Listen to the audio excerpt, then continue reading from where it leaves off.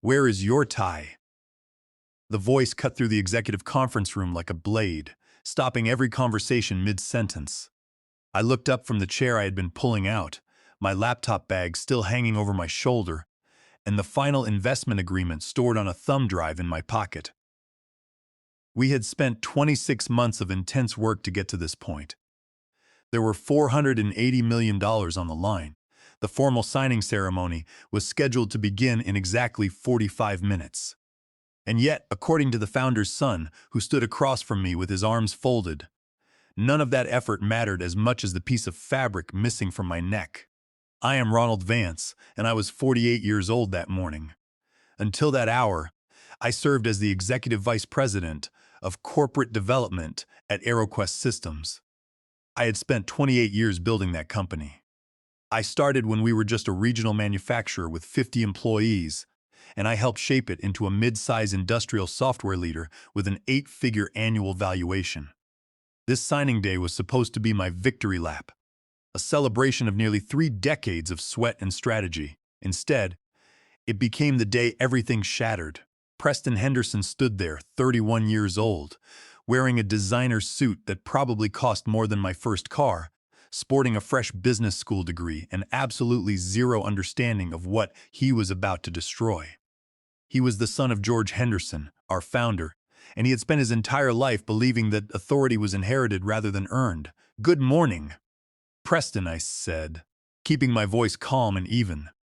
"Everything is prepared for the ceremony.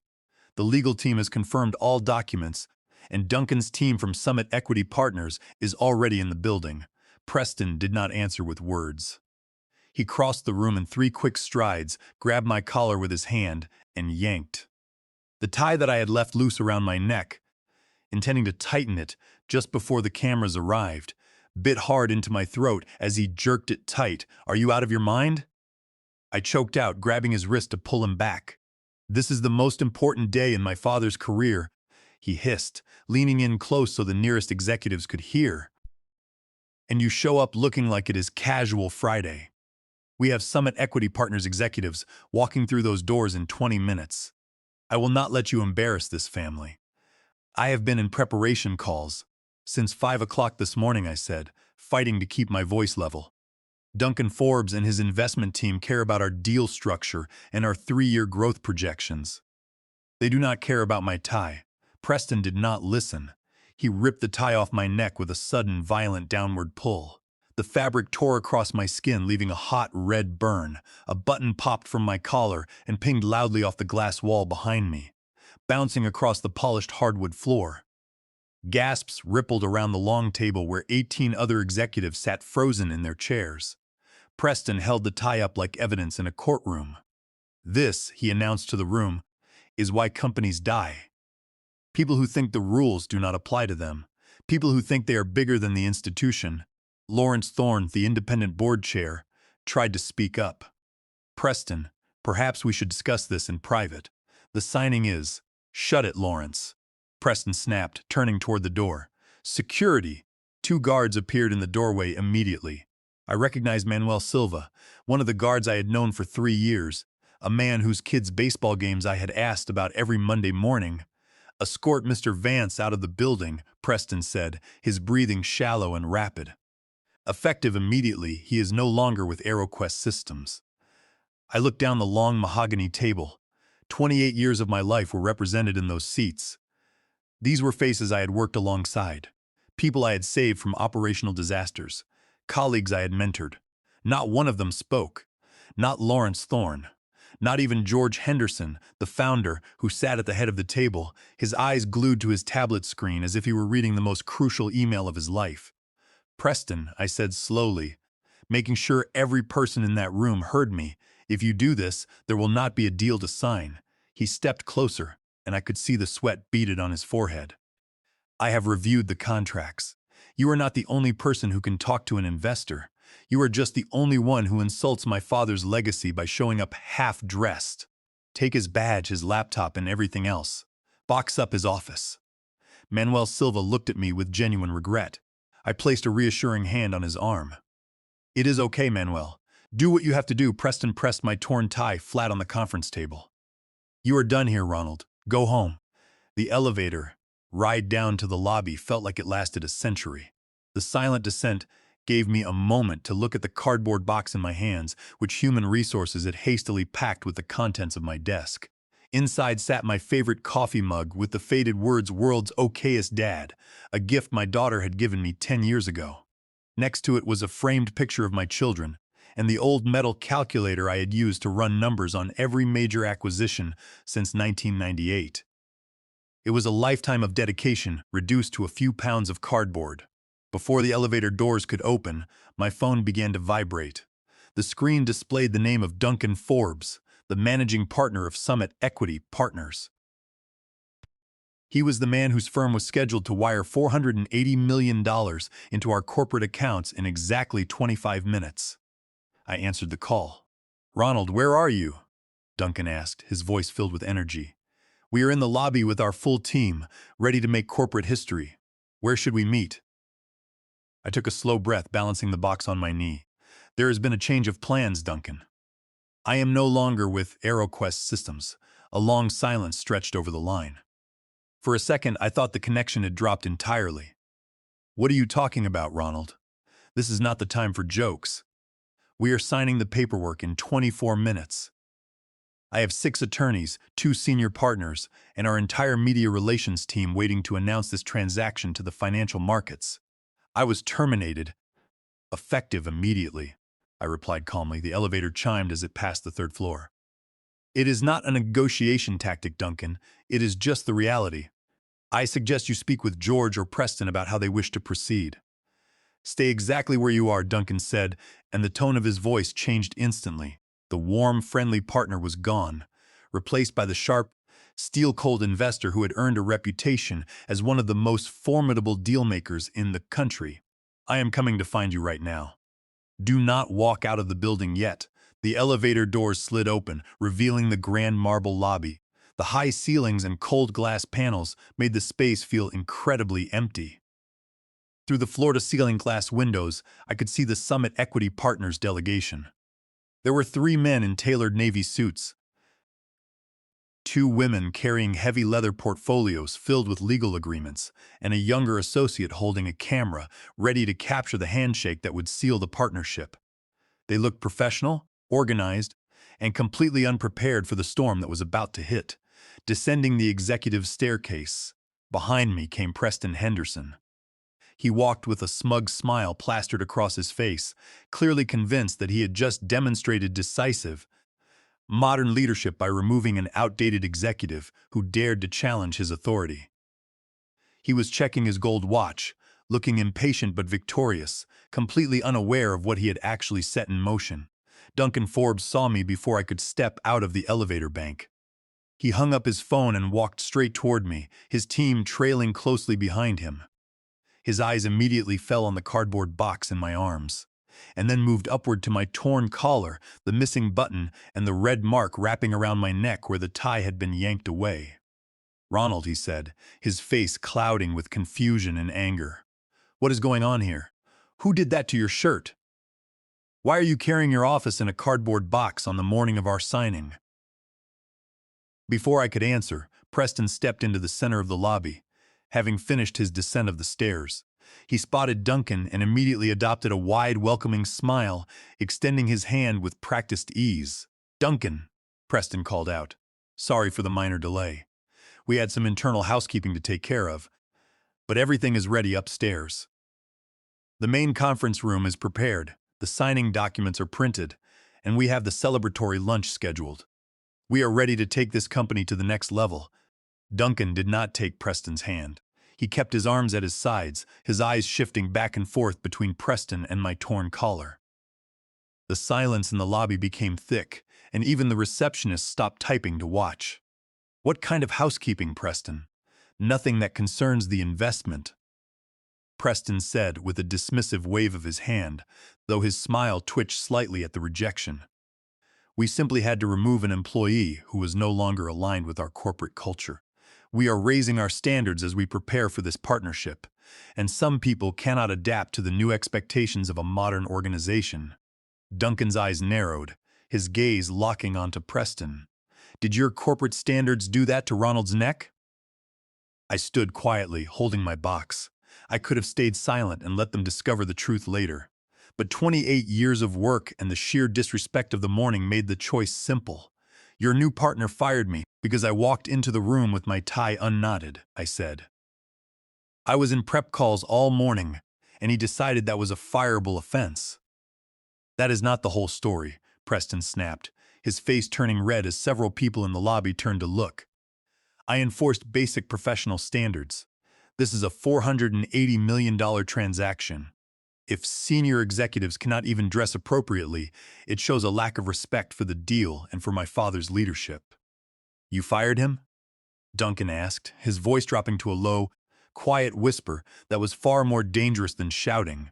You terminated your lead negotiator in front of your board on the day of the signing over a necktie? I dismissed him to maintain order, Preston said, though his voice lacked its previous strength, and he took a half step back. We can easily replace him for the signing. The contracts are finished, the wire instructions are verified, and our legal team can handle the closing process without any issues. This does not change the fundamentals of the business or the growth metrics we agreed upon. A heavy, suffocating silence fell over the marble lobby. The associate with the camera slowly lowered it to his side, realizing there would be no handshake photos today. Duncan Forbes stared at Preston for several seconds, his expression completely blank, devoid of any anger or emotion. It was the face of a man recalculating a massive financial risk in real time, assessing the stability of a counterparty that had just self-destructed. "How long have you known Ronald?" Duncan asked, his tone flat and chilling. Preston blinked, caught off guard by the question. "A few years. Since I joined the company under my father's direction, I have been overseeing the strategic direction of the firm." "I have known him for 26 months on this deal alone," Duncan said, his voice quiet but carrying clearly through the high-ceilinged lobby. "I have seen him on video conferences at 3 o'clock in the morning when our software integrations failed, working tirelessly to fix the issues. I have watched him walk our engineers through the manufacturing plant while your executive team sat in catered lunches. I have had him deliver difficult financial reports that nobody else in your organization had the courage to show me. I learned your name 6 months ago, Preston." Preston's jaw tightened, his face turning a deeper shade of red. "With all due respect, Mr. Forbes, this is our company. You do not control our personnel decisions. We have a board and we have a legacy to protect." "You are absolutely right," Duncan replied. "I do not own AeroQuest Systems, and I have no authority over who you fire or employ. But I do own the capital, and I have the authority to stop $480 million from entering this building." He reached into his jacket pocket and pulled out his phone, scrolling through a document. He turned the screen toward Preston. "Before I walked in here, I reviewed our final investment agreement one last time, specifically Section 18.4. Do you know what that section is, Preston? Do you know what it contains?"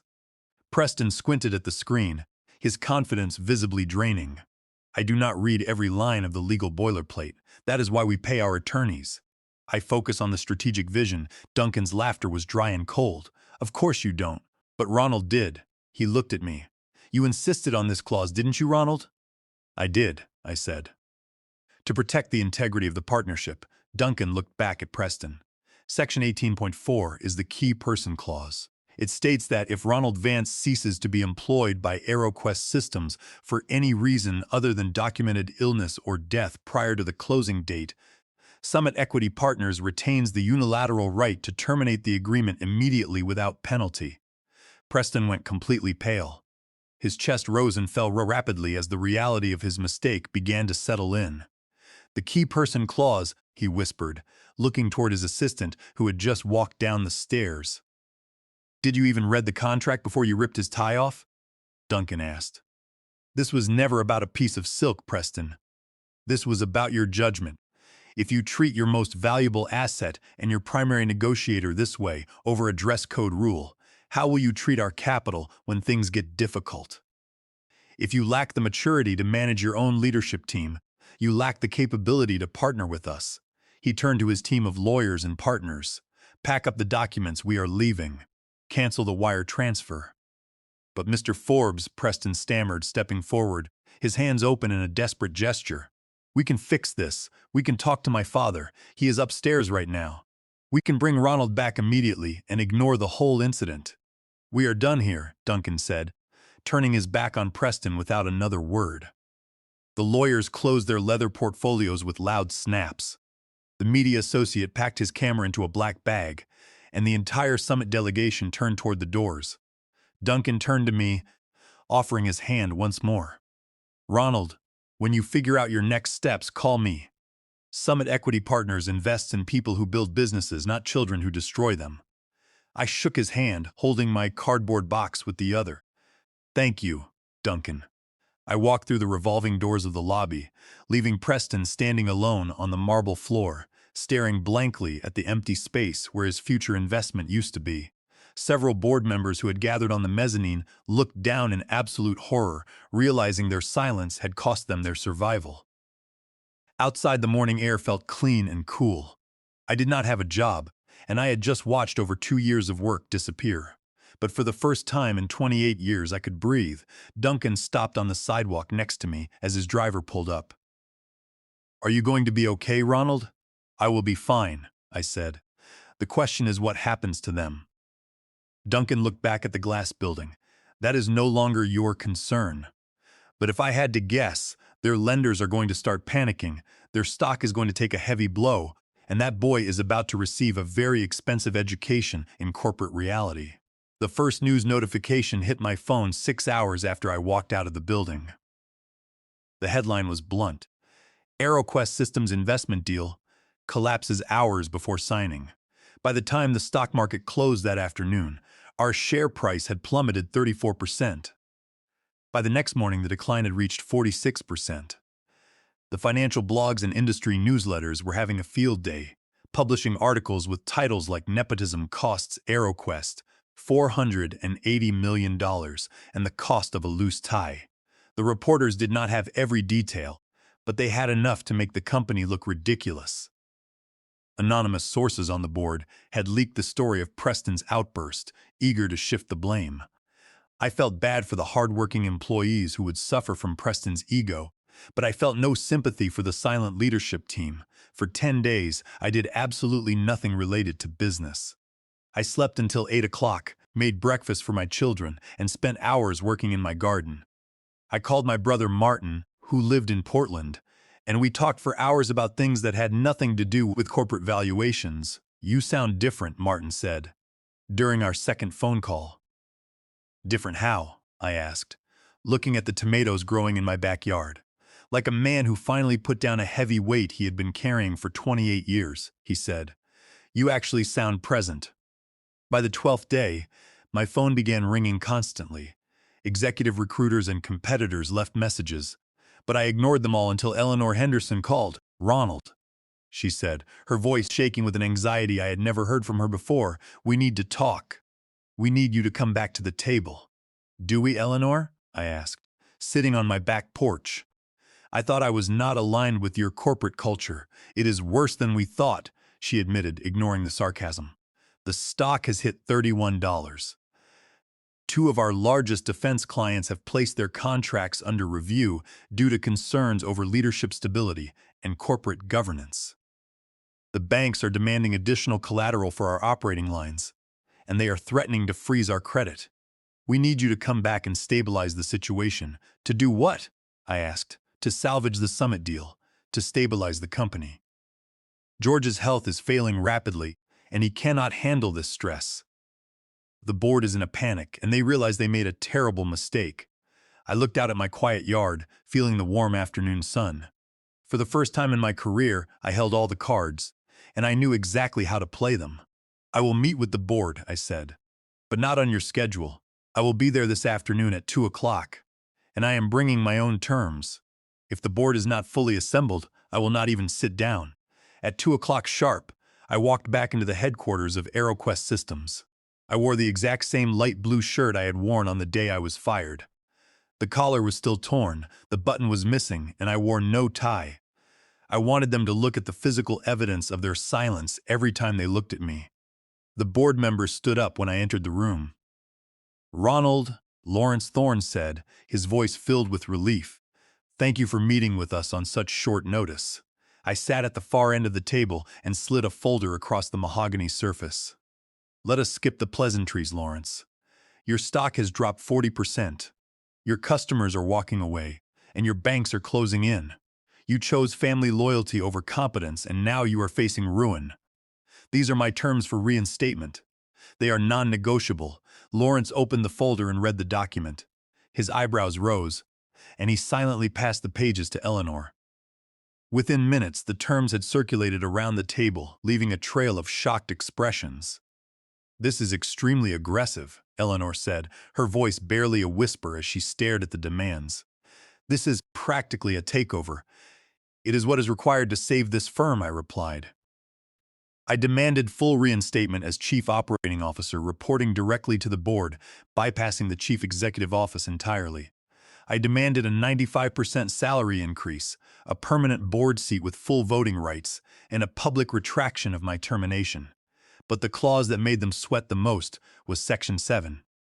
Under Section 7, any new business unit or strategic advisory division created under my leadership would operate as a joint venture. I would own 70% of the equity in those ventures, while AeroQuest Systems would own 30%, with the company providing all initial operational resources and staffing. "This is a breach of standard corporate policy," Lawrence Thorne said, looking at me. "You want to own 70% of a company asset?" "I want protection from your family," I said. "You proved that a spoiled heir can destroy 28 years of work on a whim. This clause ensures that whatever I build next cannot be taken from me. If you do not agree, I will walk out of this room, file a shareholder lawsuit for breach of fiduciary duty under Delaware General Corporation law against Preston and this board, and let the market watch you go under. The courts will agree that firing your lead negotiator on signing day was a direct breach of your duty of care to the shareholders." The board members looked at each other, their faces filled with defeat. They knew that a shareholder lawsuit accusing Preston of breaching his fiduciary duties by destroying a $480 million deal over a dress code dispute would destroy the company. It would be the final blow to their credit rating, their remaining clients, and their personal assets. The legal precedent was clear, and they had no defense for Preston's behavior. Lawrence Thorne looked at Eleanor, then back at me. He picked up his pen and signed the document. "We made a critical error in supporting the wrong leader," he said. "I will not make it again." One by one, the other board members signed. When the folder reached Eleanor, her hand shook as she scrawled her name on the final page. She knew this meant the end of her son's influence in the company. "When can you start, Ronald?" Lawrence asked. "I already have," I said, taking the signed agreement and putting it in my briefcase. "I expect Preston to be reassigned to an entry-level position outside of this headquarters by tomorrow morning." That evening, I called Duncan Forbes. We spoke for 2 hours. He was skeptical at first. "Ronald, they humiliated you in front of my team. Why should we trust that organization again?" "The trust has been broken because you are not trusting them," I explained. "You are trusting me.